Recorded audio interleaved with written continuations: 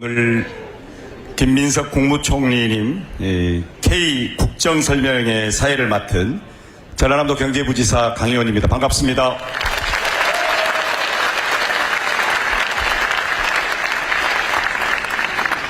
오늘 사회자한테도 박수를 크게 치신 거 보니까 분위기 좋습니다.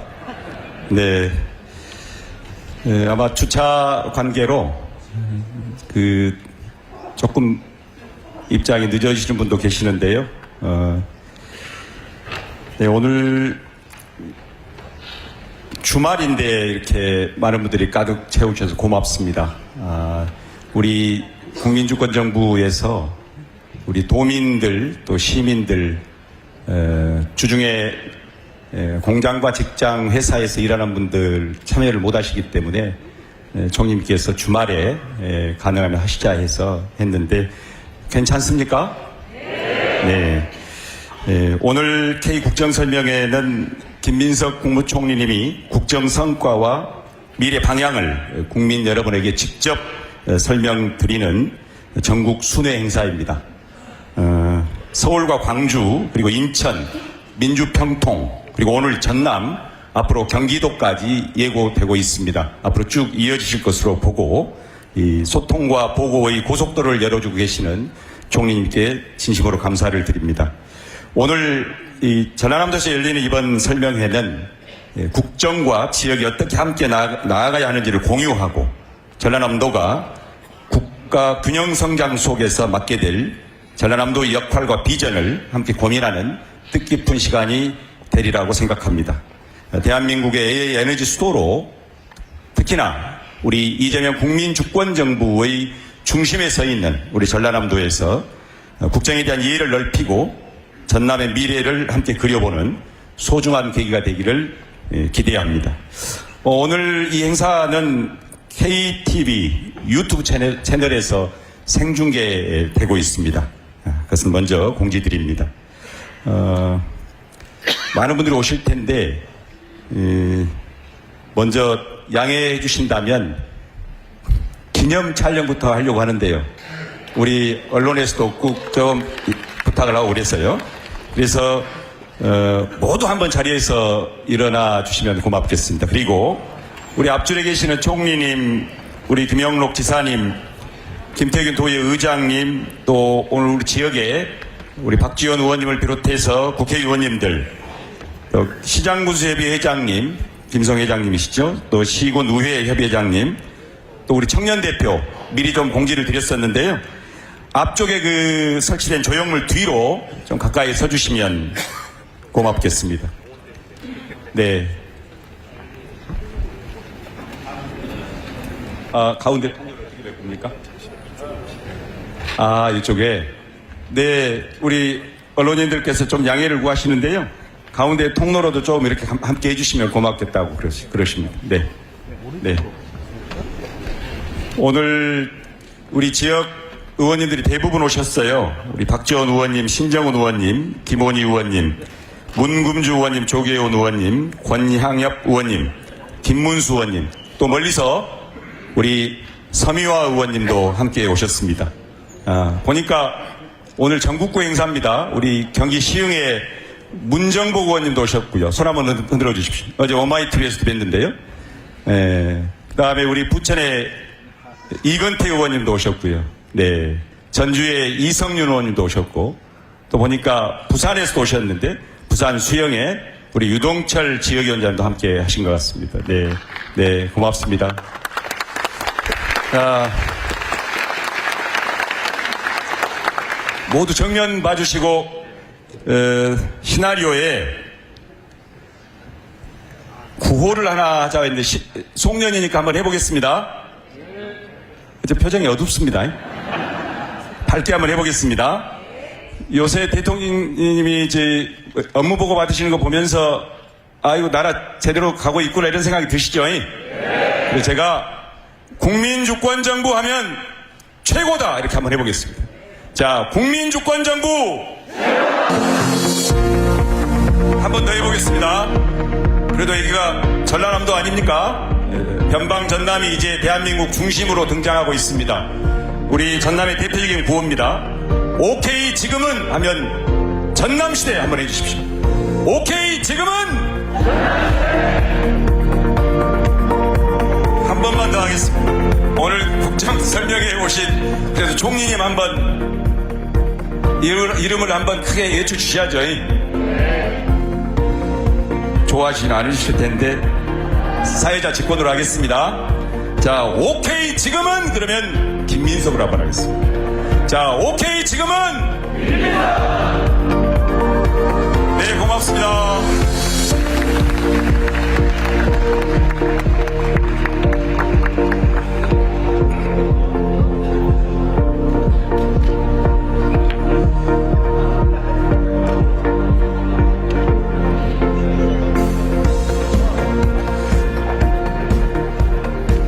네, 우리 총리실에서 제가 들은 얘기로는 국정설명회 하시면서는 내외빈 소개라든지 이런 것을 안 하고 오신 주권자 모두를 예우하는 측면에서 박수로 대체하고 하셨답니다. 그래서 지금 시장 군수님들 22개 시군의 의원님들 특히 우리 도의회 의원님들도 많이 오셨는데요. 얼굴로 서로 인사하는 걸로 하고 구체적인 호명 통한 소개는 가름하도록 그렇게 하겠습니다. 양해해 주시겠죠? 네, 네, 고맙습니다. 네, 오늘 이제 국정 설명에 김민석 총리님 소개해 드리겠습니다. 이렇게 하시는 바와 같이 당에 계실 때는 당원 주권이라는 명명을 만드신 분이기도 하고 또 우리 국민주권정부의 대통령과 함께 중심에 서서 정말 새롭고 다른 새로운 정부를 이끌어 주시고 계십니다. 일명 새벽총리이자 현장 총리이고 국민주권 총리인데요. 오늘 소개를 진행자가 하는 것보다 우리 도의 수장이신 지사님께 특별히 부탁을 좀 드렸습니다. 우리 지사님께서 김영록 지사님께서 김민석 총리님 소개하는 시간을 갖도록 하겠습니다.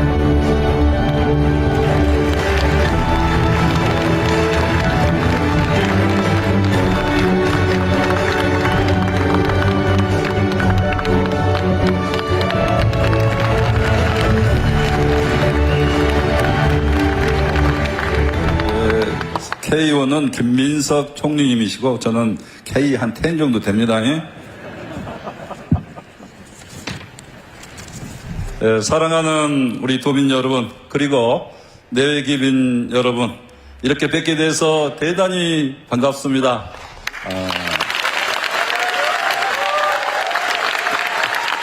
총리님을 모시고 이렇게 첫 국정보고회를 우리 전남도청에서 한 것은 처음 있는 일이어서 대단히 정말 기쁘게 생각하고 특히 지금 국민주권정부 출범 한 6개월 만에 이렇게 오신 우리 총리님께 뜨거운 감사의 말씀을 드리고 그 2층에서도 오신 분도 열렬히 환영해 주고 계시는데 감사의 말씀을 드립니다.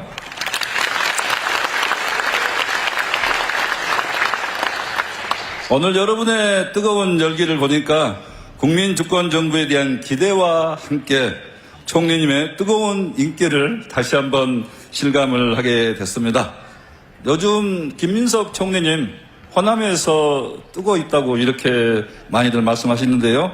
우리 김민석 국무총리님께 우리 도민의 이름으로 우리 전라남도는 박수 칠 때 환호도 같이 하게 조례되어 있습니다. 열렬한 환호와 박수를 부탁드립니다.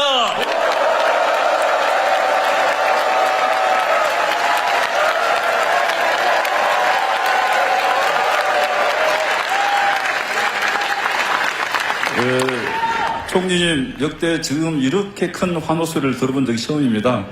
역시 큰 인기를 실감을 합니다. 이 총리님과 비상계엄을 생각해 보면은 지난해 9월 가장 먼저 계엄 가능성을 이렇게 경고를 하셨고 또 불법 비상계엄 이후에는 국민과 함께 가장 맨 앞에 서서 민주주의를 지켜내고 또 자랑스러운 K민주주의를 만들어내는 선봉에 서서 가장 큰 공을 세웠다고 이렇게 생각을 합니다. 총리님께서는 이재명 국민주권정부 출범 이후 그동안 준비해온 국정 플랜을 중심으로 해서 중요한 역할들을 많이 수행해 오고 계시면서 특히 총리님께서 직접 챙기신 에이펙 정상회의는 세계적으로 국격과 국익을 높이는 역대급 성공을 거두는 정말 자랑스러운 행사였다 생각합니다. 또 지역의 목소리를 현장에 들으면서 직접 이렇게 챙겨주신데요. 현장형 새벽 총리 국정 운영을 해오시는데 지난 추석 때는 쉬지 않고 전남에 오셔서 벼깨시문유병 피해 현장 직접 둘러보시고 농림축산식품부 장관에게 즉시 바로 지시를 해서 농업 제로 인정받게 해주신 데 대해서도 다시 한번 감사의 말씀을 드립니다. 그리고 국가 균형 발전을 위해서도 이 전남에 대한 각별한 관심 그리고 지원을 아끼지 않으셨습니다. 이재명 대통령 정부 호남의 특별한 희생에 대해서는 특별한 보상을 해주겠다 이렇게 엄명을 하셨는데 취임해서 100일 지나자마자 우리 전라남도에 정말 여기 다 많이 걸어졌잖아요. 아까 3가지라고 했는데 여기 걸어진 것 보면 한 7가지 정도 된 것 같은데요. 이런 예를 들면은 글로벌 AI 데이터 센터 구축, 국가 AI 데이터 컴퓨팅 센터, 인공태양 연구시설, 또 분산에너지 특구, 이런 경천 동지할 초대형 사업들이 속속 전남에 이렇게 유치되게 됐는데 이러한 부분은 이재명 대통령님과 총리님께서 원팀이 돼서 우리 전라남도를 정말 크게 소문해 주신 덕분으로 생각하고 여기 다 됐는데 곧 될 것이 하나 있습니다. 통합대학교 국립의대 설립. 여러분.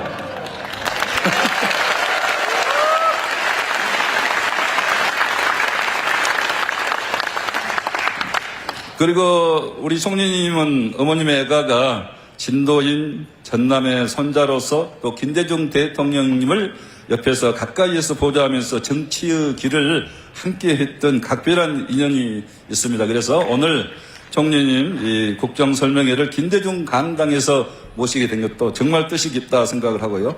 총리님 어머니 김춘옥 여사님은 민주화운동 가족협의회 초대 회장을 역임하시면서 평생을 민주화운동에 헌신해 오신 분입니다.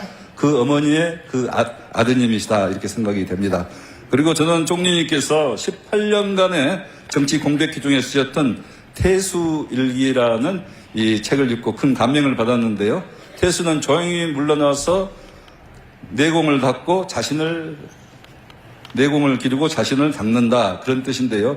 이 태수라는 제목은 김대중 대통령님께서 당시 총리님께 태수의 시간을 갖기를 참 잘했다고 격려 말씀한 것에서 비롯됐다고 합니다. 이 태수 일기를 통해서 국내의 정세와 또 국정에 대해서 통찰력뿐만 아니라 인간 김민석 이 내면을 더욱 이해할 수 있게 된 좋은 책이었습니다.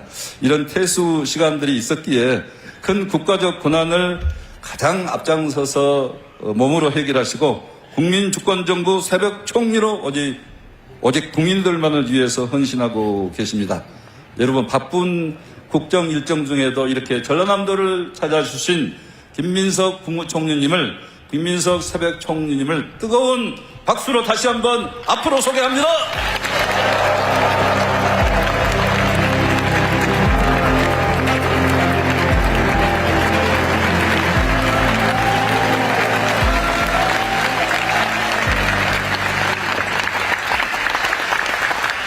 김영록 지사님 소개를 다 듣고 나니까 가도 되겠구나 이런 생각이 들었습니다. 굉장히 뜻깊습니다. 제가 김대중 강당에서 사실은 민주정부 4기에 김대중, 노무현, 문재인을 이어서 이재명 대통령, 이재명 정부의 첫 6개월이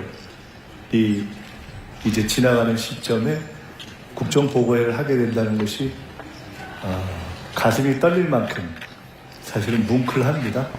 제가 오늘 아침에 기차를 타고 올 때 읽었던 책이 공교롭게도 어제 권노가 문희상 고문님 등 김대중 재단의 어르신들을 모시고 함께 식사를 했는데 바로 며칠 전에 따끈따끈하게 나왔다고 하면서 제게 주시면서 정말 정진해야 한다, 노력해야 한다라는 말씀으로 주셨던 책이 아주 이쁘게 나온 한 권에 10,000원씩인데 꼭 이렇게 사서 보시길 권해드리고 싶은 책입니다.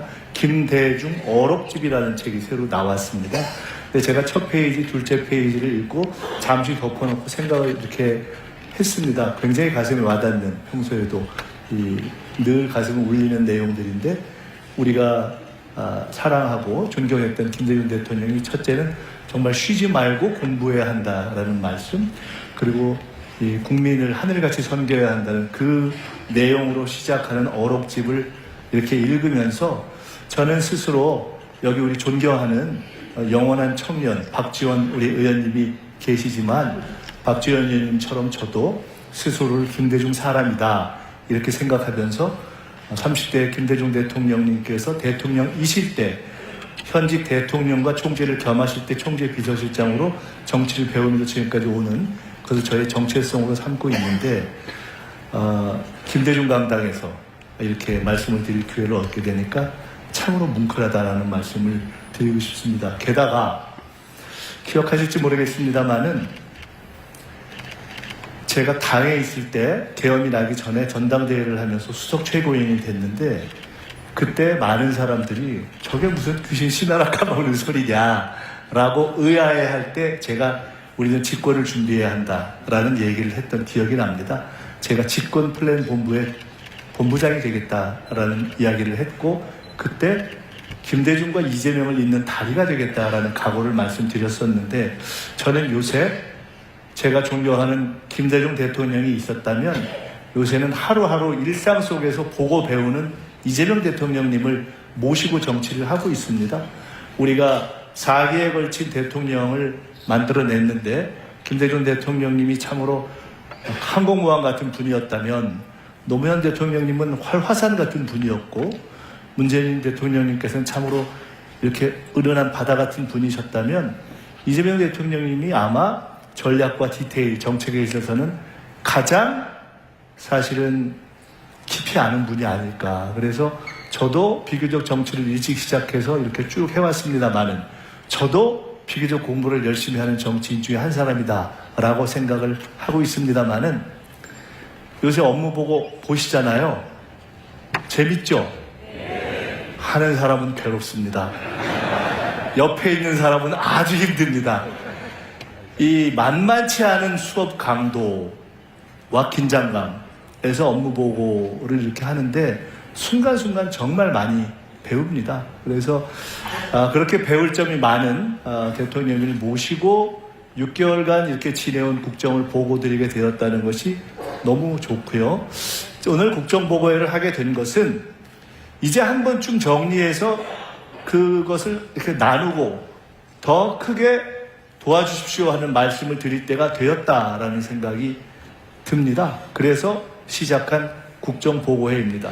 아까 개헌 말씀을 하셨는데, 사실은 제가 돌이켜보니까 1년 전보다 조금 전에 아무리 봐도 윤석열 씨와 그 세력들, 저 사람들이 계엄을 할 것 같다 뭐 이런 얘기를 한 적이 있지 않습니까? 그때만 해도 다들 아유 저희 약간 맛이 갔구나 이러면서 안 믿으셨지 않습니까? 근데 그게 맞았잖아요. 그래서 제가 어쩌다가 맞습니다. 근데 제가 여기 오늘도 딱 보니까 또 하나 이거 대략 맞을 것 같다는 제가 진단을 하나 하게 될 것 같습니다. 여기 계신 분들은 모두 이재명 대통령을 돕고 이재명 대통령을 찍고 그리고 민주정부를 만들어내자라는 마음을 가지고 지금까지 오신 분들인 것 같습니다. 맞죠? 오늘 자리는 그런 여러분들과 함께 그런 국민 여러분께 저희가 6개월간 이렇게 달렸습니다 하는 보고를 드리는 시간이다 이렇게 생각해 주셨으면 좋겠습니다. 워낙 이제 모든 것이 공개되어 있는 시기이기 때문에 세세한 말씀보다는 우리가 기억할 만한 굵직굵직한 말씀들을 이렇게 중심으로 말씀을 드리겠습니다. 제가 생각하기에는 김민석이가 이뻐서 오셨다기보다는 저희가 함께 중심으로 이제 국정을 이끌고 계시는 이재명 대통령의 국정을 응원하자 하는 마음에서 다 오셨다고 생각이 되기 때문에 일단 이 자리에는 안 계시지만 우리 이재명 대통령께 박수 한번 쳐드리면서 시작하면 어떨까요?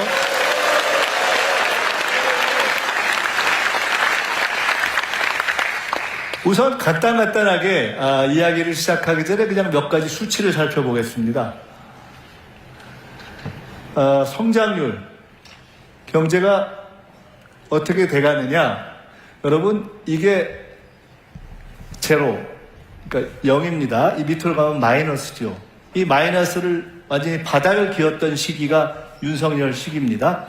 그런데 이게 마이너스에서 딱 꺾어져서 다시 올라가기 시작한 시간이 언젠가 기억을 되돌이켜 보시면 윤석열 탄핵이 결정됐던 시점. 정말 나라가 암울해 보인다 하는 시점에서 탄핵이 딱 결정된 시점부터 우리에게는 새로운 희망이 생기기 시작했던 것이죠. 경제에서 잠재 성장률이라는 게 있습니다. 쉽게 이야기한다면 내 체격에, 우리나라 체격에, 지금 정도의 키에, 지금 정도의 펀치력을 가지고 우리가 정상적으로 뛰면 어느 정도 펀치를 날릴 수 있겠느냐, 어느 정도 체력을 발휘할 수 있겠느냐, 그것을 한국 경제가 지금 기본을 가지면 발휘할 수 있는 성장률이라고 해서 흔히 잠재 성장률 이렇게 이야기하죠. 근데 사실 지금 대한민국은 우리의 기본 체력에 맞는 잠재 성장률도 발휘하지 못했다. 우리가 생각하는 잠재 성장률, 일반적으로 경제학자들이 이야기하는 잠재 성장률이 대략 1.8에서 2 정도라고들 이야기를 합니다. 마이너스로 갔던 한국 경제가 회복되기 시작해서 이제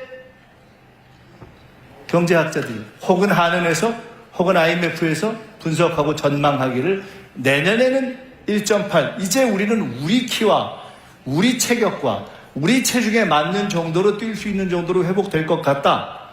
조금 더 긍정적으로 보는 분들은 저게 한 2까지도 갈 수 있겠다. 이렇게 분석을 하고 있는, 종합적으로 얘기하면 우리는 이제 적어도 수치상으로는 반등을 시작한 거죠. 이것은 소비 심리입니다. 100이 가운데입니다. 100보다 낮으면 야, 이거 영 아닌 것 같아. 100보다 높으면 좀 괜찮아질 것 같아. 경제학자들한테 여쭤보니까 6가지의 변수를 종합해서 소비 심리를 종합한다고 하더라고요. 내가 더 쓸 것 같아. 남이 더 쓸 것 같아. 경제가 어떻게 될 것 같아. 이것이 종합돼서 지금은 최초로 소비 심리가 지난 몇 달간 쭉 올라와서 110대까지 올라와 있습니다. 코스피 추이는 사실 더 말씀드리지 않아도 될 것 같습니다. 윤석열 정부 시기에 2000대에서 그냥 왔다 갔다 횡보를 하고 버벅거리던 것이 우리가 지난 대선 때 기억하시면 5천을 목표로 하겠다, 중장기 목표로 하겠다고 했을 때 많은 언론인, 특히나 야당 등에서는 비판을 넘어 비난까지 했었는데 지금 이미 우리는 4천대를 넘어서서 있습니다. 이 지금 쭉 올라갔다가 조정기간을 거쳤는데 제가 바로 직전 어제까지 이거를 이 업데이트, 가장 최근 것까지 반영한 것입니다. 4020. 물론 어려운 점들이 남아 있습니다. 최근 우리 모두가 걱정하는 환율 문제가 남아 있고 특히 수도권에 있어서의 문제가 있는 부동산 문제 등이 있지만, 그러나 누구도 부인할 수 없는 것은 전체적인 경제에 있어서의 큰 흐름은 반등되기 시작했다. 경제가 심리라고 하면 결국 가장 본질적인 문제로서 이재명 정부에서 경제가 살아날 수 있을 것 같다, 살려야 되겠다라는 국민들의 마음의 합이 시작된 것이죠. 지난 6개월 동안에 국정에 가장 큰 에너지를 쏟고 국민들이 가장 걱정했던 것은 무엇이냐? 한미 관계입니다. 그 중에서도 한미 관세 협상이죠. 정부를 시작하는 시점에 제가 대통령님과 말씀을 나누다가 이런 말씀을 서로 나눴던 기억이 납니다. 어느 정도 기간 대통령님 오직 이거에만 집중하십시오. 나머지 소소한 거는 그냥 심부름 제가 하겠습니다. 한미 관세 협상이 돌이켜보시면 지금은 그래도 일단 낮기 때문에 조금 낮지만 얼마나 불안했습니까? 경제를 하는 분들이 다 도대체 이게 관세가 어떻게 되는 거냐, 끝나긴 끝날 거냐, 그런 시간이 있었죠. 거기에 사실 대통령이 누구도 해줄 수 없는 가장 본질적인 대통령의 일은 외교와 안보인데 지금은 경제전쟁의 시대이기 때문에 가장 어려운 문제인, 사실은 안보 문제와 경제 문제가 다 얽혀있는 한미 관세 협상이 우리 국가와 국민 모두의 운명에 달리는 가장 큰 일이었죠. 근데 이게 타결이 됐는데 여기에 아시다시피 워낙 많은 내용이 있기 때문에 그리고 관심 있는 분들이 여러 가지 공부를 했기 때문에 저는 딱 3가지만 말씀드리려고 합니다. 첫째는 상업적으로 합리적인 투자만을 한다. 상업적 합리성입니다. 여러분, 동네에서 싸움을 해도 그렇고 회사 간의 싸움을 해도 그렇고 나라 간의 협상을 하고 경쟁을 해도 그렇고 사실 기본적인 결정은 힘에서 결정이 납니다. 등치 크고 힘이 세면 일단 유리하죠. 아무리 전략이 좋고 아무리 머리를 쓰고 아무리 꾀가 좋다고 하더라도 사실 기본적으로 체력과 이 힘에서 월등한 상대를 이기기는 쉽지 않지 않습니까? 우리의 경험 아닙니까? 그런데 우리의 상대는 누구였습니까? 미국이었습니다. 미국에서도 가장 협상을 잘한다고 하는 트럼프 대통령이 이끄는 미국과 협상을 한 것입니다. 따라서 이번 협상은 우리가 미국과 한국의 협상 결과가 누구에게 유리했는가만을 보면 되는 것이 아니라 미국과 협상했던 전 세계의 다른 모든 나라와 비교했을 때 특히 우리가 주로 생각하는 예를 들어 미국과 일본, 미국과 유럽 이런 우리가 주로 경쟁하는 나라들과 비교했을 때 우리가 얼마나 덜 불리하게 협상했느냐 사실은 그걸로 승부가 난다고 보는 것이 맞지 않겠어요? 상업적 합리성이라는 것은 기본적으로 미국이 그리고 트럼프 대통령이 그 막강한 힘을 갖고 전 세계의 모든 나라가 안 하고 싶다고 할 수 없는 협상이 아니잖아요. 할 수밖에 없는 협상이잖아요. 기본적으로는 밀리는 협상이잖아요. 결과가 나오면 누구도 이거는 이 협상하기 전보다 우리는 미국보다 훨씬 유리해졌다라고 이야기하기 어려운 협상 아닙니까? 그렇기 때문에 참으로 어려운 협상인데 그래서 경우에 따라서는 이거 불리하기만 한 거 아니야? 우리가 손해보는 거 아니야? 라고 할 수 있는데 그때 우리가 딱 붙인 우리의 중요한 협상 전략이 있었다. 그것이 바로 상업적 합리성. 쉬운 말로 하면 돈 되는 것만 한다. 미국과 여러 가지를 협상했고 여러 가지 복잡한 결론을 냈는데 그것의 모든 것을 하나의 고가로 우리는 딱 씌운 겁니다. 상업적 합리성. 오케이. 미국이 주도했고 미국이 제기했고 그 협상을 해서 우리가 앞으로 미국이 투자를 원하면 그런 부분을 갖고 투자도 할 것이다. 그러나 우리도 일방적으로 손해보는 일은 결코 안 할 것이다. 상업적 합리성. 돈 되는 것만 하겠다. 이것을 만들어낸 것은 우리의 이번 협상에서 매우 탁월한 결과이다. 두 번째, 이번 협상에서 중요한 것은 마스가 배. 다들 아시다시피 이번에 우리의 조선 역량은 이 협상 전체를 유리하게 이끌어내는 데 있어서 매우 중요한 역할을 했습니다. 이런 이야기를 저희가 했습니다. 충무공 이순신 장군께서 시작한 거북선의 역사로부터 시작된 어떻게 보면 양무 호남 시무국가의 그 원천이 될 수 있을지도 모르는 그때 시작된 우리의 조선 역량. 과거에 정주영 회장이 그랬다는 거 아닙니까? 배 처음 만들 때 거북선 딱 보여주면서 우리가 왜 만들 거예요 이랬다는 거 아닙니까? 근데 그것이 미국이 미국과 중국과 경쟁하는 이 시기에 미국이 가장 필요하고 근데 미국이 가장 없고 그런데 한국이 제일 잘하는 바로 그 조선이 딱 우리에게 있었기 때문에 그것을 소위 지렛대로 해서 많은 것들을 해결해낼 수 있었다는 것이 매우 중요한 포인트입니다. 근데 그것을 우리가 협상 초반부터 정확하게 판단하고 여기에 집중하면서 이것으로 협상을 끌고 가야 되겠다라고 판단하는 것이 대단히 탁월한 전략이었던 것이죠. 여기서 하나 생각하고 싶은 것은 대통령께서 이런 말씀을 하셨죠. 이번 한미 관세 협상을 하면서 끝났을 때 뭐라고 하셨습니까? 정말 국력을 키워야 된다라는 생각을 많이 했다.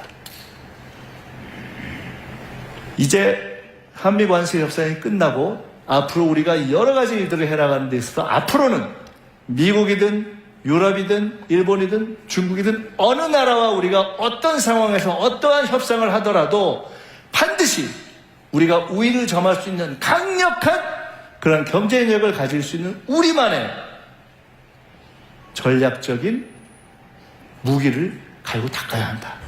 조선뿐만이 아니라 그것이 우리 대한국민에게 대한민국에게 주어진 역사적 과제다. 그런 무기들을 여러 개 가지고 있어야 우리는 당당하게 갈 수 있다. 이것이 두 번째 교훈이라고 생각합니다. 세 번째, 시간입니다. 저는요, 이번 협상을 시작할 때 대통령께서 이 말씀을 몇 번 하셨는데 이게 그렇게 중요한 것일까라고 사실 처음에 느끼지 못했습니다. 저뿐만 아니라 바로 이 전남 출신의 김용범 정책실장, 광주 출신의 김정관 산업부 장관, 이런 분들이 이번에 정말 탁월한 협상을 했거든요. 끈질긴 협상을 했거든요. 미국 사람들도 놀랄 만큼의 지혜를 발휘했거든요.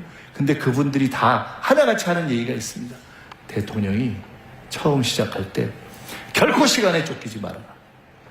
결코 불리한 것에 대해서는 내가 서명하지 않겠다. 깨질 수도 있다는 각오로 버텨라. 라고 딱 처음에 지침을 준 것이 그렇게 어려운 시점에 흔들리지 않고 갈 수 있는 그런 힘이 됐다는 것을 시간이 갈수록 절감하게 됐다는 이야기를 합니다. 우리 박지원 원장님 여기 계십니다마는 국제적인 협상, 특히 미국과의 관계에 있어서 여러 가지를 하면서 해방 후에 우리가 사실은 미국이 그래도 뭘 하자고 하는데 다 그거를 우리가 버티면서 시간을 끌고 경우에 따라서는 안 할 수도 있다, 깨질 수도 있다라는 각오로 시간을 버티는 것은 실은 쉽지 않습니다. 그렇게 쉽지 않습니다. 이 현실의 정치를 하거나 협상을 해본 분들은 다 아시는 분들이에요. 그런데 대통령이 그 원칙을 딱 가졌던 것, 저는 이것이야말로 세계가 평가할 때 그래도 한국이 어느 정도 이번에 덜 불리한 협상을 해내고 오히려 경우에 따라서는 앞으로 10년, 20년 후에는 마치 한미 FTA를 처음 시작할 때는 한국이 불리할 것이다 라고 했는데 지내놓고 나니까 한미 FTA에서 한국이 더 득을 받잖아요. 그런 것처럼 이번 관세 협상의 결과 10년, 20년 후에는 어쩌면 한국이 미국조차도 결코 함부로 할 수 없는 그러한 강력한 경쟁력을 가진 나라로 가는 데 있어서의 그 기반을 쌓은 최대의 대전략이자 대원칙은 저는 대통령이 실무자들에게, 책임자들에게 딱 원칙적 지침을 준 것, 그것이 가장 큰 것이었다, 이렇게 말씀드립니다. 그리고 지난 6개월은 한마디로 전 세계를 뛴 시간이었습니다. 많은 내용이 있습니다. 이 중에 한 가지만 제가 말씀드릴게요. 원래 예상 안 했는데 들어간 것, 아까 에이펙 말씀하셨는데요.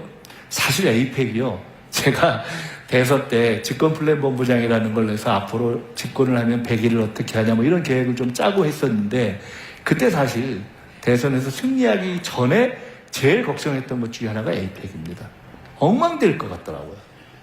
근데 제가 막상 우리가 대선에서 승리한 다음에 이게 총리가 준비위원장인데 제가 총리가 돼가지고 저걸 준비위원장 할 줄은 정말 몰랐습니다. 근데 처음엔 정말 캄캄했습니다. 근데 참으로 하늘이 도와서 저희들이 잘 만들어냈는데 그 결과 중에 에이펙 정상회의의 문화 창조 산업을 에이펙의 앞으로 새로운 전략 영역 전략 산업으로 넣자라는 것을 합의를 만들어냈는데 저것이 그렇게 간단한 것이 아니었습니다. 제가 구체적으로 말씀을 못 드리겠지만 참가했던 중에 꽤 힘이 있는 나라들 중에서 상당히 부담스러워한 내용이었습니다. 왜? 에이펙에 아시아 태평양 국가들의 관계에서 앞으로 쭉 협력을 해나갈 때 문화창조 산업을 공동의 어떤 전략적 산업으로 한다면 가장 득을 볼 수 있는 나라가 어느 나라냐? 한국이 되기 때문에 이런 내용들이 하나하나 들어간 것입니다. 여기서 제가 하나만 더 말씀드리고 싶습니다. 대통령이 외교를 잘한다고 생각하십니까? 못한다고 생각하십니까? 잘하죠. 최근에 여론조사를 보면은 이재명 대통령에 대한 국정에 대한 여러 가지 평가가 있는데 그 중에 잘한다고 생각하는 이유 중에 제일 1번이 뭐냐?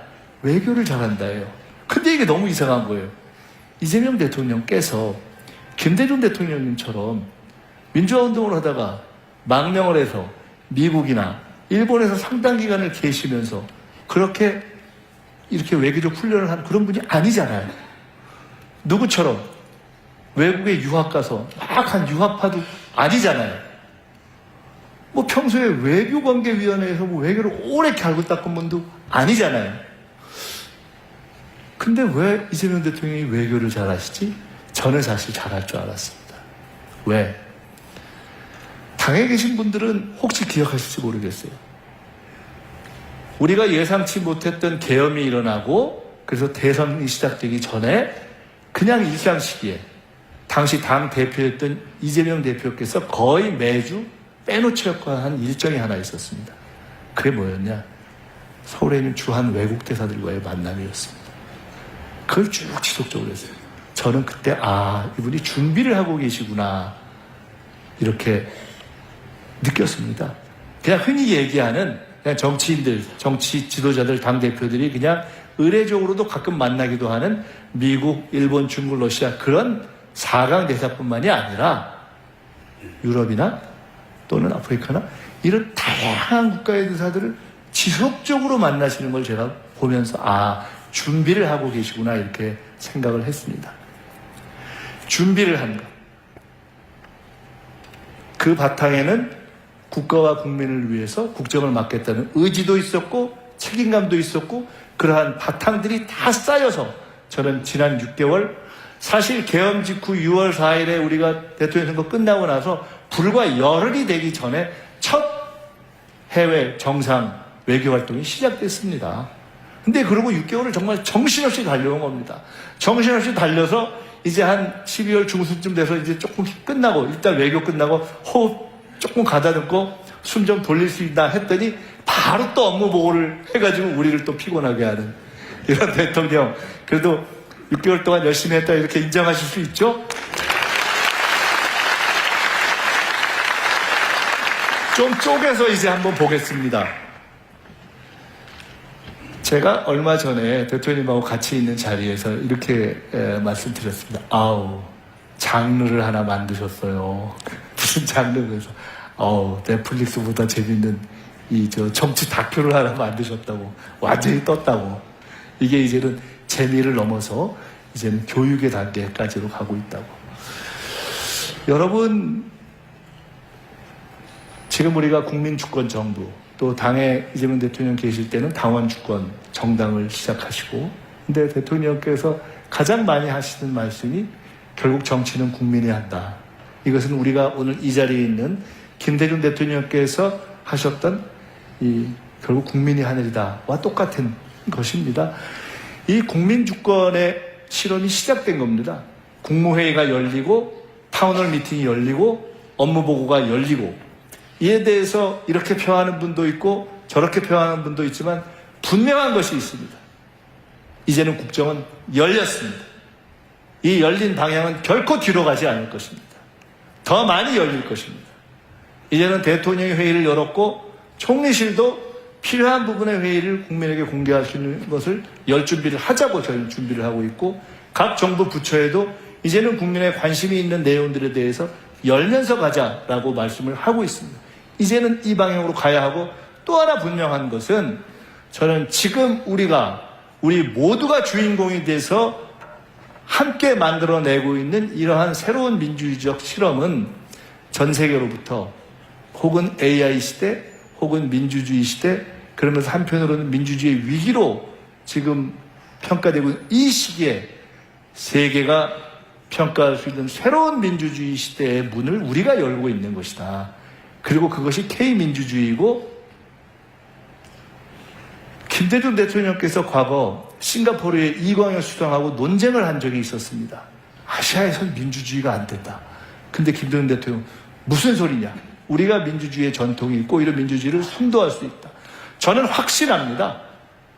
지금부터 5년 내에 그리고 5년 후에 대한민국은 지금 이재명 대통령과 국민주권정부와 그리고 우리 모두가 함께 만들고 열고 있는 이 새로운 열린 민주주의의 실험을 통해서 전 세계에서 미국보다도 다른 서구 나라보다도 다른 어느 나라보다도 더 앞서가는 K민주주의, 세계적인 민주주의 선도국가로 갈 것이다 확신합니다. 이것은 그냥 관념적인 민주주의가 아니라 여러분 저는 정치를 쉬었을 때 미국에 가서 잠깐 공부를 했거든요. 그때 제가 이런 생각을 했습니다. 미국의 최대의 수출품이 뭐냐? 전 헌법이라고 생각했습니다. 이제 대한민국의 최고의 수출품이 민주주의가 되는 시대가 올 것입니다. 그리고 그것은 그냥 민주주의의 이념이 아니라 이 AI 시대의 민주주의와 결합해서 AI 시대의 민주주의를 구현하는 다양한 기술적인 능력까지, 기술적인 실험까지, 다양한 시스템까지, 어떻게 정부가 민주주의를 구현하느냐, 어떻게 지방정부가 구현하느냐와 결합된 그러한 다양한 민주주의의 이념뿐만 아니라 산업까지도 발전하게 될 것이다. 이미 그렇지 않습니까? 어떤 나라들은 전자투표 같은 것들을 실험해서 전자민주주의, 전자정부에서 앞서고 그것 자체가 산업이 되고 있지 않습니까? 저는 결국 그런 방향으로 갈 것이다. 이렇게 확신을 합니다. 두 번째입니다. 김대중 대통령께서 아주 두껍게 쓰신 본인의 생전에 정리했던 자서전이 있었습니다. 평생을 정리한 자서전인데 거기에 맨 마지막에 후기가 한 10여 페이지 됩니다. 근데 그 후기에 제일 앞에 한 4페이지 정도가 어떤 내용이냐? 대한민국은 외교를 잘해야 사는 나라이다. 딱 이렇게 돼 있어요. 그리고 대한민국은 정치인뿐만 아니라 국민이 외교를 잘해야 사는 나라이다. 이렇게 써 있어요. 대한민국은 지정학적 위치 때문에 필연적으로 외교를 잘해야 사는 나라입니다. 당당하게 쉽지 않았죠. 에이펙 때 마지막 날 정상 만찬이 있었습니다. 여기서 GD가 공연을 하고 여기서 정상들이 만찬을 하고 쭉 있고 저쪽 방에서 정상들이 대기했다가 들어오는데 마지막 날이어서 대통령님께서 각 정상들이 오시면 악수를 하고 이렇게 안으로 들여보내면 그분들이 잠깐 함께 동반 입장하기 위해서 준비하면서 커피를 마시는 바로 그 대기실에서는 제가 제일 앞에서도 그분들을 이렇게 맞이했습니다. 한 분 한 분 오셨는데 제일 마지막에 입장하신 분이 시진핑 주석이었어요. 근데 시진핑 주석을 이렇게 뵈니까 진짜 이 체격도 좋고 포스가 있더라고요. 이런 흥미로운 발견을 했습니다. 그 앞에 서 있는 각국 정상들이 들어와 있었는데 시진핑 주석이 딱 들어오시니까 앞에 있던 정상들이 각자 이렇게 자유롭게 하다가 그래도 시진핑 주석하고 악수를 한 번 더 하려고 이렇게 쭉 하는 그 자연스러운 그런 분위기가 형성되더라고요. 간단치 않죠. 힘이죠. 미국의 트럼프 대통령처럼 중국의 시진핑 주석처럼 그 국가의 힘이 갖는 그러한 자연스러운 결과 아니겠습니까? 그런데 여러분 아시다시피 우리 대통령이 시진핑 주석 앞에서 참으로 당당하게 그러면서도 여유있게 참으로 자연스럽게 할 이야기를 다 하고 그러면서도 그 내용을 만들어내서 우리가 잘 풀어지지 않던 문화, 다시 공연, 이런 문제까지도 풀어내는 그러한 모습을 보지 않으셨습니까? 트럼프 대통령하고는 어땠습니까? 트럼프 대통령이 그렇게 쉽게 칭찬자를 안 하지 않습니까? 트럼프 대통령이 참으로 격찬하는 그러한 결과를 만들어내지 않았습니까? 내용도 있고 최대한 절제하고 예우하지만 그러나 비굴하지 않게 보이면서 우리 국민들이 충분히 자부심을 느낄 정도의 모습을 갖추지 않았습니까? 일본 총리와는 어땠습니까? 일본과의 관계가 쉽지 않지 않습니까?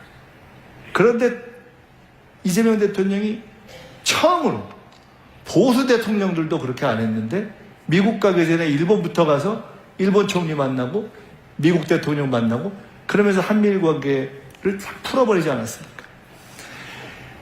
일본이 문제가 많죠. 현재까지 우리와 외교적인 쟁점이 많습니다. 일본이 우리와 풀지 못하는 문제 중에 예를 들어 위안부 정신부 내 문제 같은 것이 있죠. 일본의 역대 수상 중에 고노 외상이라는 분이 있었습니다. 김대중 대통령 때 고노 외상이죠. 아버지 고노 요헤이, 아들은 고노 타로, 아버지도 외상, 아들도 외상. 그 아들 고노 외상이 저와 한 20, 30년 된 친구입니다. 그 아버지 집에도 같이 가서 자고 그랬습니다. 총리 임명장을 딱 받는 날 마침 임명장 받고 쫙 차 마시고 있는데 전화가 왔어요. 보니까 고노 전화예요. 그러니까 일본에 있는 고노 외상 전화가 왔다고요. 제가 전화를 받았더니 첫 질문이 너무 궁금한 거예요. 야, 대한민국 대통령이 일본과 외교를 앞으로 잘 풀어간다고 하는데 진짜냐? 그게 너무 알고 싶은 거예요. 그때 제가 이렇게 얘기했습니다. 진짜다. 우리는 역사적인 원칙성, 즉 역사에 있어서 원칙은 훼손하지 않는 것을 지키면서 그러나 외교적인 연속성, 외교 자체는 흔들리지 않는 그런 연속성을 함께 조화롭게 지혜롭게 조화시켜 나갈 것이다. 정말 그렇게 할 거야. 그 이후의 결과는 현재까지 그런 상태로 되고 있습니다. 우리가 풀어야 하는, 제가 언젠가 김대중 대통령님께서 은퇴하신 후에 동교동으로 찾아뵀을 때 한번 이런 말씀을 드려봤던 적이 있습니다. 김대중 대통령님의 햇볕 외교는 한마디로 얘기하면 미국, 일본, 중국, 러시아 다 잘 지내자는 거 아닙니까? 맞다 그러시더라고요. 우리는 반드시 우리 주변에 있는 나라들, 미국, 일본, 중국, 러시아, 미국, 중국, 일본, 러시아, 북한까지 포함해서 우리의 운명이 얽혀있는 나라들과 굳이 더 나쁘게 지낼 이유가 없는 것 아닙니까? 이걸 어떻게 하면 좀 더 좋게 만들 것인가의 지혜를 발휘해야 하는 것 아닙니까? 그것을 당당한 모습으로 풀어낸 것, 저는 그것이 지금까지 6개월 동안 우리가 가진 외교의 가장 큰 성과가 하나가 아닌가 이렇게 생각을 합니다. 동의하시죠?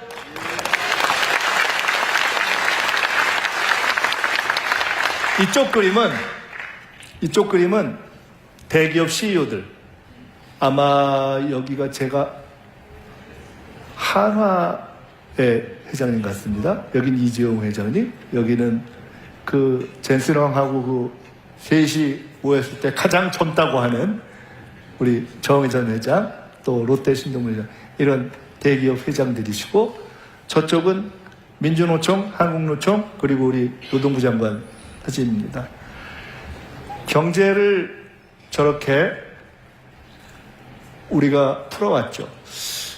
그 한미관세 협상을 하는 과정에서 가장 미국의 강경파 중에 하나였다는 분이 미국의 러트닉 상무장관이라고 합니다. 근데 그 상무장관 러트닉 장관이 그랬다는 겁니다. 아니 도대체 너네 한국은 어쩜 이렇게 기업과 정부가 몽땅 한편이 돼가지고 달려드냐. 이런 나라를 본 적이 없다 이렇게 이야기를 했다는 겁니다. 저는 우리가 그간 경제를 이끌어오고 또는 경제정책을 써온 데 있어서 여러 가지 측면이 있지만 가장 중요한 모습 하나는 바로 이 투명성이라고 생각합니다. 한미관세 협상을 하는 과정에서 이런 기사들이 많이 난 걸 보셨을 겁니다. 대통령이 혹은 1대1로 혹은 1대4로 대기업 회장들을 많이 만났습니다. 그런데 10년 전, 20년 전이었다면 많은 사람들이 혹은 언론이 아유 저 정부가 또는 대통령이 저 대기업 CEO들하고 만나서 뭔가 골방에서 뭐 좀 이상한 짓 하는 거 아니야? 이러던 때가 있었잖아요. 전혀 없잖아요. 아무도 그런 의문 자체를 제기하지 않잖아요. 제가 저 문제를 놓고 대통령님하고 말씀을 나누면서 이런 말씀을 나눴던 적이 있습니다. 우리는 진짜 꿀릴 게 없으니까, 떳떳하니까, 당당하니까, 검은 도움을 받은 것이 없기 때문에 당당하고 자신있게 할 수 있는 것이 아니냐. 제가 미국 유학을 할 때 비즈니스 가버먼트 릴레이션십, 기업과 정부의 관계라는 수업을 들었던 적이 있습니다. 한 20, 30년 전입니다. 근데 그때는 그 수업의 의미를 몰랐습니다. 요새 제가 느낍니다. 어떤 나라가 선진국이 되는 데 있어서 가장 중요한 척도의 하나가 바로 그것이로구나. 기업과 정부가 떳떳하고 당당하고 투명하게 정말 국가를 위해서 필요한 일을 정부도 당당하게 요구하고 기업도 당당하게 얘기하고 그리고 그것을 투명하게 보여줄 수 있는 바로 그러한 관계가 그 나라의 자본주의, 그 나라의 시장경제, 그 나라의 경제가 얼마나 선진화되는가의 척도이다. 저는 이재명 정부가 바로 그러한 큰 자락을 깔았다고 생각합니다. 이제는 정책에 있어서 때로는 생각이 다르고 그럴 때도 있겠지만 그러나 정부와 노동, 정부와 기업이 언제든지 당당하고 투명하게 만나서 하나하나를 풀어가고 그것을 상생의 관점에서 풀어가는 그러한 기초를 닦았다. 동의하시죠?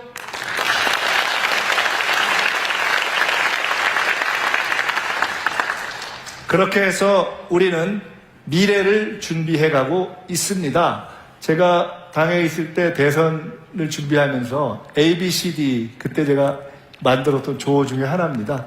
지금 우리가 그것을 새 정부가 이제 출범해서 하나하나 실제로 실현해 가고 있습니다. A, AI, B, 바이오, C, 컨텐츠 앤 컬처, D, 디펜스, 방사, E, 에너지. 이것들을 다 해나가고 있습니다. 하나하나 해나가고 있습니다. 그 모든 것들을 하나하나 해갈 뿐만 아니라 또 하나 매우 중요한 것은 참으로 중요한 원칙. 서울에서 멀리 떨어진 곳일수록 더 약한 곳일수록 그간 발전이 덜 된 곳일수록 이 발전의 혜택을 누리게 하자는 그런 균형 발전과 지역을 살리는 원칙을 가지고 이것을 실현해 가고 있다. 바로 그러한 것들 하나하나가 예산에도 담기고 바로 이곳 전남의 도청에 바로 이곳에 현수막에 담겨 있는 내용들로 하나하나 구현되고 있는 것이 아닌가 이렇게 생각을 합니다. 여기서 또 하나 중요한 말씀을 드리고 싶습니다. 이 모든 미래를 향한 우리가 새로운 전략을 펼쳐가는 중심에 우리는 앞으로 문화국가, 원래 백범 김구 선생이 꿈꿨던 문화국가를 이루어가려는 하는 내용들을 담아가고 있습니다. 대선을 하기 전 12월 말 1월 초쯤이었나요? 이런 말씀을 대통령님하고 나눴던 기억이 납니다. 앞으로 국가 비전이 뭐가 돼야 되는가? 저는 그때 말씀드리길 백범 김구 선생이 꿈꿨던 지금 세계가 한류 시대니까 진짜 문화국가를 궁극적인 비전으로 삼아야 되지 않겠습니까? 대통령께서 전적으로 공감한다고 말씀하시면서 그러나 지금은 성장과 민주주의가 워낙 훼손되어 있는 시기이기 때문에 우선 지금은 성장과 민주주의 회복을 우선해야 한다. 성장 국가이다. 그리고 우리는 궁극적으로 문화 국가로 나아가야 한다. 그래서 우리는 모든 정책을 펼침에 있어서 이 문화적 기초를 중시하면서 그걸 깔고 있습니다. 사실은 이 문화 국가로 오는 이 과정에는 우리가 존경하는 김대중 대통령이 깔았던 그 기초부터 시작해서 쭉 이 민주 진영과 민주 정치 세력이 담겨 이 실현해왔던 그런 정책들의 기초가 있는 것이죠. 개대헌도 있고. 이 마지막 그림이 마지막 사진이 어떤 사진인지 아시나요? 국중박 아닙니까? 국중박. 이번에 사실은 에이펙을 하는 과정에서도 우리 유홍준 국립중앙박물관 관장님 도움을 많이 받았는데요. 제가 이 과정에서 우리 유홍준 관장님께 국중박에 저렇게 사람들이 어마어마하게 모이는 의미를 몇 가지 들었는데 그걸 꼭 여러분께 전해드리고 싶습니다. 첫째, 지금 우리나라 국중박이 전 세계 박물관 가운데 넘버 4 안에 듭니다. 뉴욕, 런던의 대형 박물관, 파리의 루브르 박물관 등등 있죠. 근데 중요한 차이가 있습니다. 그 나라들은 거기에 있는 내용물들의 상당 부분이 자기 게 아니라 다 식민지를 가졌던 나라들 아닙니까? 거기서 가져온 것이 대부분 아닙니까? 우린 그런 게 없잖아요. 두 번째, 전 세계에 100여 개가 넘는 박물관의 관장들이 쭉 한국에 오면 제일 부러워하는 게 있답니다. 일본을 포함해서. 그건 뭐냐면 일본도 그렇고 전 세계 어느 나라도 젊은 사람들이 박물관을 찾는 경우가 없다는 겁니다. 저렇게 젊은 사람들이 줄 서서 있는 나라가 없다는 거예요. 그냥 다 어르신들이 주로 간다는 게 너무너무 부러워한다는 겁니다. 이러한 힘, 이러한 문화국가의 꿈을 저희가 아까 말씀드렸던 A, B, C, D, E를 해가면서 저희들이 하나하나 그 기반에 담으려고 노력하고 있습니다. 한 가지 더. 이번에 에이펙을 하면서 느낀 것이 있습니다. 에이펙을 해서 경주는 사실 우뚝 섰습니다. 경주가요, 어느 정도냐면은 KTX 경주가 하는 편을 아마 증편을 한다면 증편한 숫자만큼 꽉꽉 차서 내릴 정도로 많이 갑니다, 이제는. 저는 사실은 이번에 제가 에이펙을 하면서 경주를 10번을 갔는데 이쪽에 경주에 재발견을 한 거죠. 그리고 시작할 때 끝난 뒤에 경주를 찾는 관광객의 숫자가 확실하게 늘지 않는다면 에이펙은 실패다. 저는 이렇게 생각하고 준비를 했습니다. 근데 확실하게 는 거죠. 근데 에이펙이 끝난 뒤에 저는 어떻게 생각하냐. 이제 우리 포스트 에이펙으로 가야 된다. 포스트 에이펙의 핵심은 뭐냐? 문화와 관광인데 사람들이 서울에 오죠. 그러면 서울, 또 어딜까요? 부산? 제주? 그 정도 그래도 많이 가는 데 아니겠습니까? 거기 말고 지방으로 어디를 가느냐. 그 두 번째, 세 번째, 제2의 경주, 제3의 경주를 만들어내야 되는 거죠. 경주까지는 어느 정도 된 것 같습니다. 제 요새 제일 큰 관심사 중에 하나는 제가 총리로서 국가관광전략회의의 의장이기도 한데 에이펙 저번에 한번 했고 이제 곧 준비하려고 하고 있습니다. 제일 관심 갖는 것은 호남에서는 어디지? 충청에서는 어디지? 일단 경주 이상으로 서울에 왔다가 서울에서 끝내는 것이 아니라 서울에 왔던 한류의 팬들이 찾는 곳을 만들어내야 한다. 반드시. 그 제2의 거점들을 한 군데씩을 적어도 만들어내야 그 다음에 다른 지방으로 확산할 수 있다. 라는 생각을 아주 절실하게 하고 있습니다. 그런 고민을 전남과 함께 했으면 좋겠습니다. 다음은 생명. 이제 뭐 거의 끝나갑니다. 생명 존중입니다. 이재명 정부의 국무회의를 지켜보셨으면 아실 텐데 대통령이 특별히 강조하는 대목들이 있습니다. 생명에 관한 것입니다. 첫 번째, 산재입니다. 이게 참 어렵습니다. 산재를 어떤 경우에는 어떤 언론에서는 그거 좀 그만 얘기하지 이런 얘기가 있을 정도로 대통령이 강조합니다. 근데 참으로 진심을 갖고 강조하는 겁니다. 이 정도 되는 나라에서 이제는 꼭 산재 일터에 나가서 목숨을 잃을 정도의 그런 환경은 아닌 정도로 우리가 경제 발전을 해야 되는 것이 아니냐라는 진정성을 가지고 제도를 개선하려고 하는 것이죠. 근데 쉽지가 않더라고요. 지금 현재 50인 이상, 50억 이상의 사업장에서는 줄고 있습니다. 확실히 줄었습니다. 근데 어디가 이게 안 주냐? 50인 이하, 50억 이하. 그래서 저도 직접 현장을 이렇게 가보곤 합니다. 쉽지 않습니다. 이 싸움은, 이 산재를 줄일 싸움은 쉽지 않을지 모릅니다. 하지만 할 것입니다. 두 번째, 산불. 이런 재난 하나하나에 대해서 확실한 조치를 하고 있습니다. 작년에 비해서 이제 올해를 작년으로 한다면 내년에는 확실히 산불에 대한 피해를 줄여야 하겠다라고 생각하는 조치를 몇 가지 했습니다.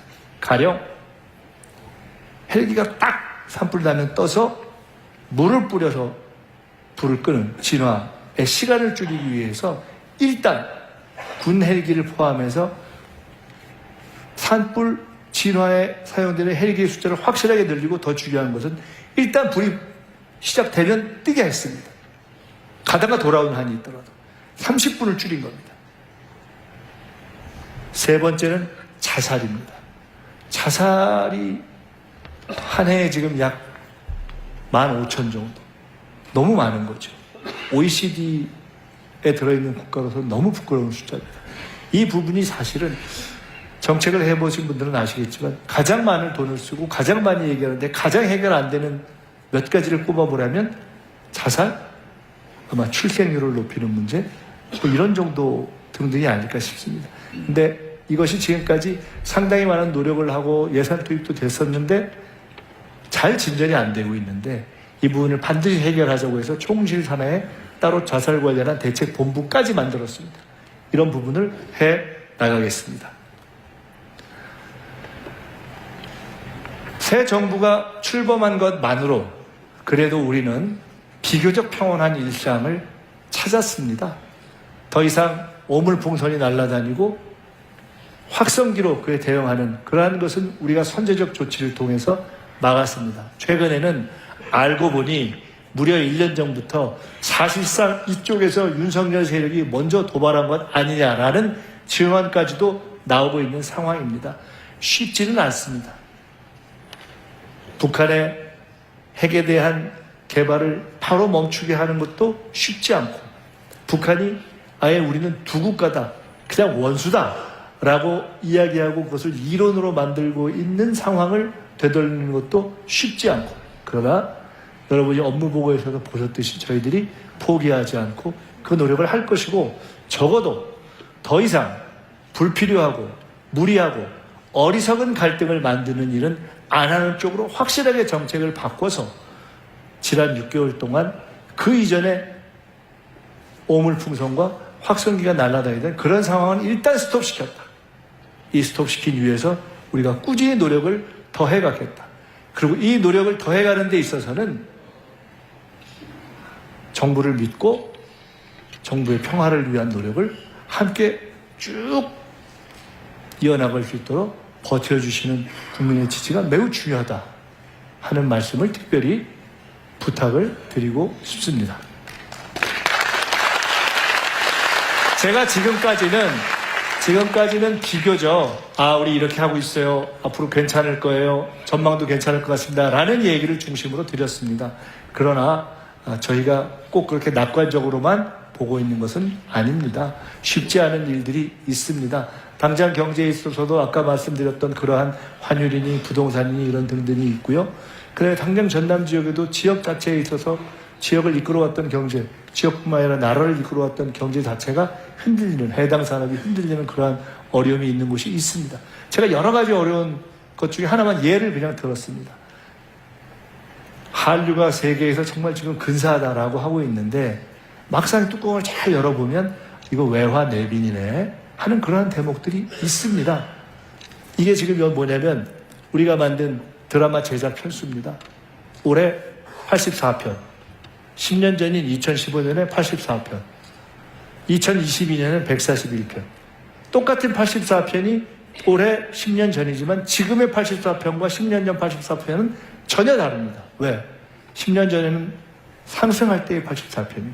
지금은 전 세계가 다 한국이 최고인가비요? 이러고 있는데 막상 정점을 찍고 내려와서 내실은 굉장히 어려움에 빠져 있는. 실제로 돈은 넷플릭스가 벌고 제주는 한국이 제주만 부리고 있다라고 평가되는 이러한 구조적인 어려움이 있습니다. 이것뿐만이 아니죠. 많은 부분에서 우리는 이 변화의 시기에 겉으로 보기엔 괜찮지만 조금 방심하면 한순간에 뒤집힐 수도 있는 그러한 여러 가지 위험 요인들을 안고 있습니다. 방심하면 안 된다라는 것을 놓치지 않고 그 위기의식을 갖고 가겠습니다. 이제 마칠 때입니다. 사실은 아까 여기 올라오기 전에 의원님들 같이 계실 때 우리 잠깐 말씀드렸습니다만 오늘 아침에 제가 이 자리에 오기 전에 진도를 들렸다 왔습니다. 진도에 고성초등학교라는 초등학교가 저희 외중조부님이 지으신 학교거든요. 거기에 우리 박지원 의원님의 천치께서 일회시고 박 의원님 몇 회시라고요? 23회시라고 가지고 여기 들렸었습니다. 저희 어머님이 그 민가협이라는 단체 초대 회장이신데 어머님이 지금보다 훨씬 정정하실 때도 왔다 가셨고 저도 몇 년 전에 왔다 갔는데 최근에 좀 궁금해하셔서 한번 이쪽 오게 되면 들렸다 가라 이렇게 하셨습니다. 그런 애정이랄까 뿌리랄까 뭐 굳이 따지면 그런 어떤 그런 것이 있죠. 제게. 근데 그런 어떤 개인적인 애정, 뿌리, 연고, 호남의 혼자다 이런 걸 떠나서 제가 이 말씀을 좀 드리고 싶습니다. 이재명 대통령님께서 호남에 대한 애정이 진짜 찐입니다. 찐. 제가 그거를 너무 잘 압니다. 너무 잘 압니다. 그 얘기를 여러 번 했어요.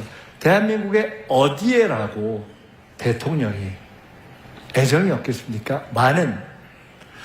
저는 이재명 대통령께서 호남에 대해서 갖는 애정 내지는 마음은 어찌 보면 어려운 사람들 또는 어려운 지역이 가져왔던 불이익을 극복하는 정치를 하고 싶다라는 그러한 정치관을 가진 분이잖아요. 그런데 아마 호남에 대해서도 그런 민주주의를 만들어 왔고 국가에 늘 어려울 때 근간이 되었고 바탕이 되어 왔지만 실은 경제적으로는 전체적인 평균적으로 볼 때 상당히 낙후의 어떤 불이익을 감수해 왔던 그 지역이 이 변화한 시대에 있어서 제자리를 잡고 더 나아가서 우뚝 서야 한다는 그리고 그것에 무언가 기여하고 싶다는 그러한 마음이다라고 저는 느껴지는 대화를 여러 번 했습니다. 정말로 호남이 잘 돼야 된다. 그래서 이제는 우리가 호남이 없으면 나라가 없다라는 그런 정신적인 자부심 또는 독재 시대의 민주주의의 성지로서의 어떤 그런 자부심, 김대중이라는 위대한 대통령 지도자를 만들어냈던 그러한 자부심, 이 나라의 유일한 민주정당인 민주당을 지탱해왔던 그러한 지역으로서의 자부심을 넘어서 이제는 변화하는 시대에 정말 미래의 근간으로서 탈바꿈해야 할 때가 됐다고 생각합니다. 물이 들어왔습니다. 이제 물이 들어왔기 때문에 노를 저어야 할 때가 됐다 이렇게 생각합니다. 그 내용들이 아까 우리 지사님께서 말씀하셨던 것처럼 딱 통합대학교 국립의대 설립 하나만 빼고 저걸 아까 말씀 주셨으니까 같이 노력을 하시자고요. 사실은 아까 A, B, C, D 말씀드렸지만 뭐니 해도 A, B, C, D 중에 압도적으로 중요한 것이 A 아닙니까? AI에 이제 죽고 사는 거 아닙니까? 근데 그 AI의 어떤 심장을 이곳에 갖다 놓는 것 아닙니까? 국가 AI 컴퓨팅 센터를 포함해서 재생에너지 수소, 농업의 AI 전환, 이 모든 것의 실험의 거점들이 저는 바로 이거 전남으로 내려왔다. 그것이 정책적 뒷받침도 될 것이고 예산으로도 이미 실현되고 있고 대통령의 관심과 이 정부의 애정으로도 실현되고 있다. 그리고 이 정부가 실현해 나갈 많은 정책들을 실제로 현실로 만들어 나갈 정책의 곳곳에 이 지역 출신의 많은 탁월한 관료들이, 공무원들이, 공직자들이 일하고 있다. 그런 점에서 정부와 또 지방정부와 함께 우리는 새로운 전남의 대부흥을 만들어갈 때가 됐다. 이렇게 말씀드립니다. 마치겠습니다. 제가 처음 시작할 때 대통령께 우리 여기 안 계시지만 응원 한번 하고 시작하시죠 라고 말씀드렸는데 여러분 우리는 대통령제 나라잖아요. 대통령이 정말 중요합니다. 제가 그 생각을 정말 많이 합니다. 아니 이렇게 대통령이 중요한데 지난 시기에는 도대체 나라가 어떻게 돌아갔지? 어떻게 돌아갔을까? 상상이 안 가는 거예요 정말. 그게 안 돌아간 거죠. 대통령이 고민을 해야 되잖아요. 나라를 어디로 끌고 갈 것인가 고민을 하고 대통령이 열심히 하니까 저희 같은 사람도 긴장하죠. 긴장 안 할 수가 없습니다. 정말로 긴장하고 더 책임을 갖게 되고 더 공부하려고 하고 그렇게 합니다. 제가 그럴 때 장관들은 어떻겠습니까? 각 공공기관의 장들은 어떻겠습니까? 일선 공무원들은 어떻겠습니까? 업무 보고를 하니까 다들 와서 이야기를 해요. 밤새 공부한다는 거예요. 정말 이게 다들 이렇게 열심히들 하는데 저는 어제 금융위 공정위 업무 보고를 할 때 제가 금융위 공정위 관계자들에게 이렇게 얘기했습니다. 이렇게 화끈하게 금융위 공정위가 시장 질서를 바로잡는 일을 하겠다는 걸 밀어주는 대통령을 만나기가 어려울 수 있다. 남아있는 기간 동안에 진짜 국가의 질서를 제대로 바로잡자 하는 각오로 일하자 이런 얘기를 했습니다. 앞으로 처음에 제가 넷플릭스보다 재미나는 젠플릭스다 이렇게 얘기했는데 이 모든 것의 주인공은 결국 우리 국민, 우리 합계가 될 것입니다. 그리고 대통령은 집단지성에 대한 확고한 믿음이 있습니다. 지난 총선 전에는 어떤 분들은 5년이 너무 길다 뭐 이렇게 했는데 요새는 사람들이 5년이 너무 짧다 이러는 거 아니에요? 야 이거 막 더 했으면 좋겠다 이런 분들도 있는 거 아니겠습니까?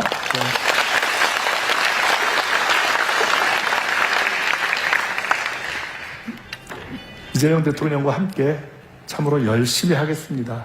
그리고 저희가 1기, 2기, 3기, 4기 이제 민주정부를 만들어서 딱 6개월 됐지만 이 민주정부가 대한민국 정말 골든타임에 참으로 감사하게도 나라가 선진국의 입구까지 왔는데 주저앉느냐 계속 갈 수 있느냐 하는 그 딱 위기의 분수령에서 우리가 다시 여기 계신 모든 분들의 힘과 노력과 도움과 협력으로 새 민주정부를 만든 것 아니겠습니까? 이것을 성공시키는 것은 그냥 이재명 대통령 개인의 노력으로 되는 것도 아니고 제가 옆에서 돕는다고 해서 될 수 있는 것도 아니고 하기 때문에 더 열심히 생중계 보시고 더 열심히 댓글도 보시고 분명한 게 하나 있어요. 댓글은 정부에 있는 장관 누구보다도 대통령이 더 꼼꼼히 다 보십니다. 그러니까 다 하시고 그리고 또 잘못한다 싶을 때는 또 그에 대해서도 질책의 말씀을 주시고 그렇게 하겠습니다. 저희가 최선을 다해서 열심히 해서 반드시 국민과 함께 성공하고 승리해 갈 수 있도록 더욱더 앞으로 도와주십사 하는 말씀 드리면서 일단 이렇게 말씀을 마칠까 합니다. 고맙습니다.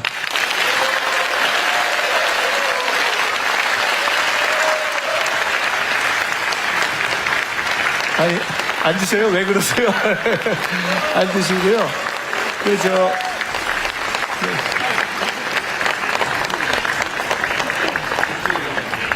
네. 제가, 저 가라고요? 앉으십시오. 아마 오신 분들 중에 아마 이제 제가 말씀을 들어보니까 나가면서 뭐 조금 개인적으로 혹시 궁금한 거 있으면 주실 말씀도 있고 뭐 사진도 찍고 그러실 분도 있는 것 같다고 해서 여기서의 시간을 더 많이 가질 것 같지는 않고요. 한 뭐 5분에서 10분 이내로 몇 분만 제가 질문 각단히 받고 답변 드리고 그렇게 하면 어떨까 합니다. 가급적 여러분이 계실 수 있으니까 요점 중심으로 질문만 주십시오. 네. 혹시 누가 마이크, 예. 안녕하십니까. 저는 전남 순천시에서 그 아침에 사실은 저희 주민들과 함께 버스 한 대와 우리 총리님이 오신다고 해서 이런 혹시 기회가 될까 정말 학수거대하고 이렇게 왔는데 정말 시간을 내주셔서 감사합니다. 저희는 지금 한 60여 명 정도 아침에 지금 버스로 와가지고 점심 먹고 우리 총무님 질의 한번 들고 싶어서 이렇게 왔습니다. 이런 기회를 주셔서 감사합니다. 저희는 사실 5년 임대아파트에 입주하고 있는 주민들입니다. 그런데 일부 부도덕한 건설업체에 임대아파트 사기로 인해서 피해자는 있으나 현재 가해자가 없는 이런 억울한 상황에서 거의 잠 못 이루고 5년간을 이렇게 발만 동동 구르고 살고 있습니다. 너무 억울하고. 근데 어떻게 저희들은 국토부, 그 다음에 허그, 그 다음에 우리은행, 이런 것에 수많은 질의와 또한 또 민원도 제기하고 이번에 또한 공익감사가 있었습니다. 사실은. 그래서 공익감사도 요청도 했고 여러 가지 방법으로 저희 억울함을 호소를 했으나 이번에 공익감사도 역시 채택이 되지를 못했습니다. 근데 저희 집 없는 서민들이 사실은 말 잘 듣고 착하고 이런 사람들입니다. 집이 없어서 5년간 임대로 살다가 분양을 해서 저희들이 주택기금 4,400만 원 저희들이 부담을 하고 2,900은 건설업체에서 이렇게 5년 후 분양을 해서 이렇게 하게 돼 있는데 저희들은 정당하게 4,400을 지급을 했는데도 저희 등기부등본을 지금 띄워보면 우리은행에서 근저당 설정을 7,300에 대한 8,760만 원을 현재 해지를 안 해주고 있습니다. 저희들은 법인 통장에 분명히 4,400을 넣었는데도 이러한 주택금에 대한 허점을 노력해서 저희들이 이렇게 가슴 아프게 지금 99명, 100여 명이 지금 고통을 받고 있습니다. 지금 8천만 원의 돈을 다시 또 상환해야 되는 이러한 상황에 놓여 있습니다. 저희 서민들은 그 돈이 적지 않은 돈이거든요. 네네. 총리님, 예. 이 일을 꼭 저희들을 좀 돌봐주십시오. 네, 감사합니다. 예. 제가 지금 순천에서 오신 거죠? 순천에서 제가 여기 오는 과정에서 들었습니다. 전혀 약간 내용은 다른데 일종의 전세 사기처럼 사실은 이제 임대에서 분양으로 넘어가는 과정에서 발생한 사기로 인한 피해를 지금 받으신 건데 제가 아마 여기 지금 들으시는 분들은 내용을 잘 모르실 수 있을 것 같고 하기 때문에 따로 거기 대표분들을 우리 저 김문수 의원님 계시죠? 예, 저 좀 소개를 해주셔서 따로 이렇게 말씀을 좀 듣고 하는 자리를 가져서 좀 달리 상의를 좀 하도록 하겠습니다. 네, 그렇게 하겠습니다. 예, 그렇게 해주십시오. 네.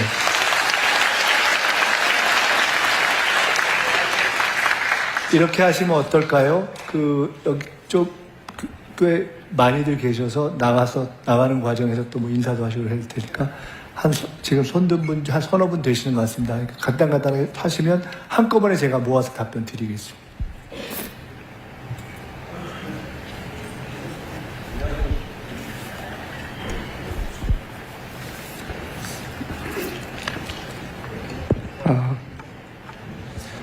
안녕하십니까. 저는 해남에서 온 임업인 이상기라고 합니다.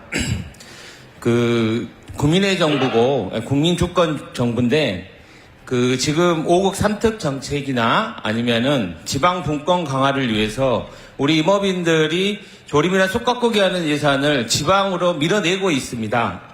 이게 내려야 될 부분들이 있긴 하지만 아직 지방으로 내리기 어려운 부분들이 있다고 저희 임업인들은 강력히 문제 제기를 하고 있습니다. 이 부분에 대해서 한 번 더 검토해 주셨으면 좋겠습니다. 네, 그 다음에 요 앞으로 잠깐만요. 네, 이 앞에 두 분 하시면 될 것 같습니다. 나머지는 이렇게 해서 두 분만 듣고 혹시 죄송하지만은 다 너무 오래 기다리시게 하긴 그러니까 나가면서 제가 있을 테니까 혹시 간단하게 또 질문이나 주문이 있으시면 메모해서 전화번호 주시면 될 것 같습니다. 예. 예, 총리님 수고하셨습니다. 국민 주권 정부 때문에 살맛이 납니다.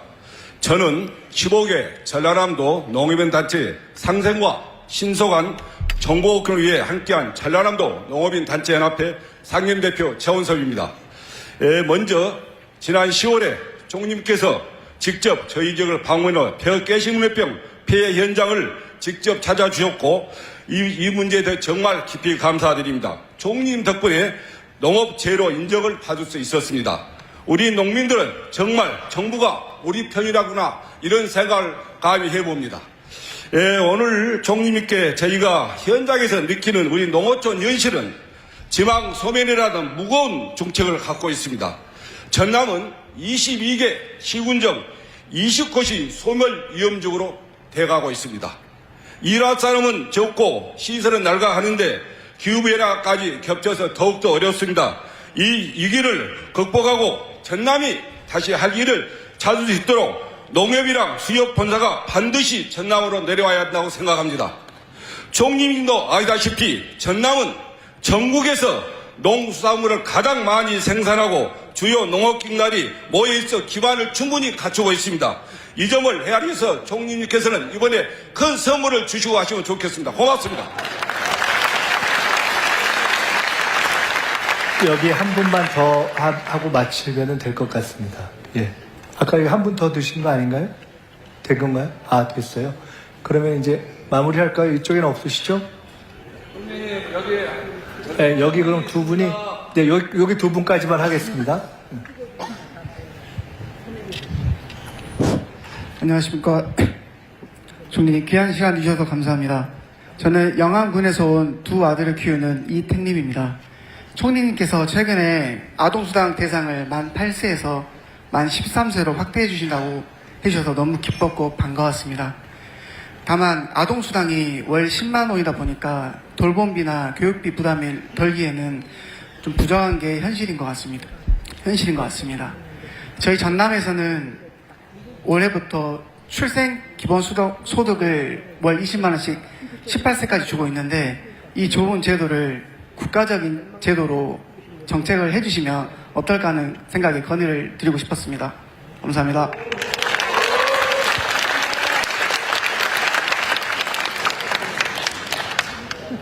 그 옆에 끝난 건가요? 두 분? 네, 그러면은 고맙습니다.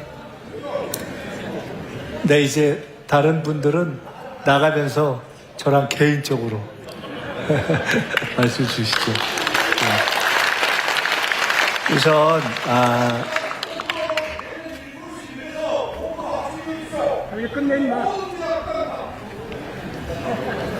네.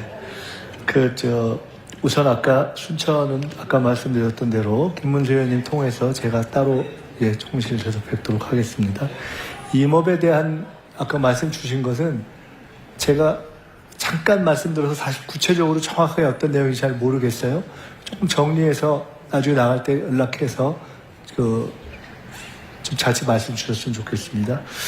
벽계 시무니병은 말씀처럼 사실 저는 그 벽계 시무니병을 재해로 인정해야 된다고 했을 때 사실 좀 정부가 부담스러워했습니다. 그리고 저도 좀 모르는 거여서 부담스럽더라고요. 근데 이거 알지도 못하고 그러는 건 좀 잘못인 것 같다 싶어서 가서 보고 막상 현장을 보니까 이게 의미가 있겠다 싶어서 그래도 재해로 인정된 것이 다행이라고 생각하는데 실제 그거를 산정하고 하는 과정에서는 상당히 어려움이 있는 분들이 있다는 내용도 또 듣고 있습니다.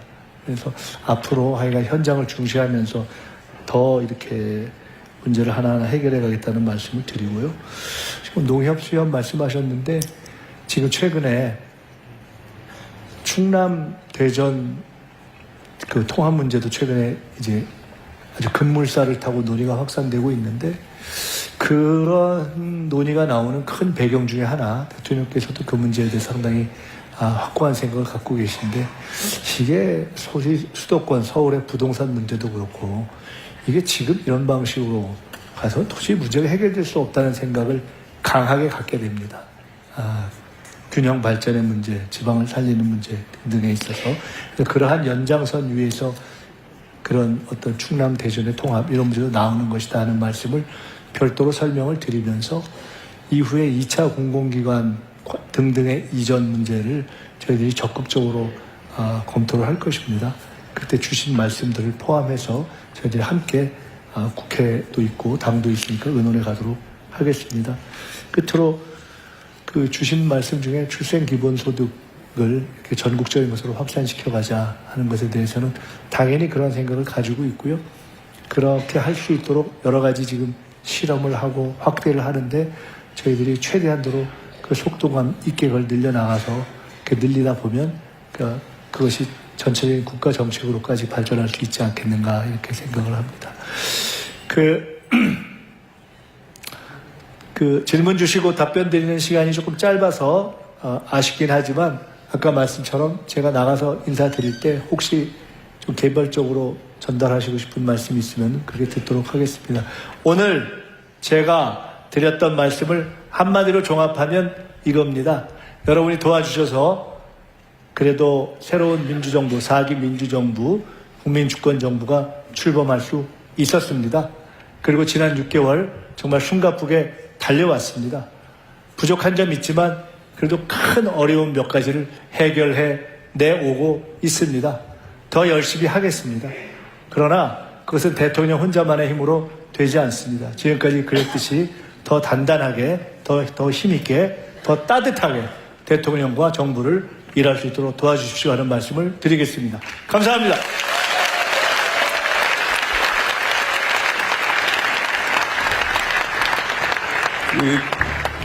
국정 설명에 만족하셨습니까? 흡족하십니까? 자, 이제 폐회를 하는데요. 그래도 주말에 이렇게 광양 어디 막 구리 이런 데서도 많이 오셨는데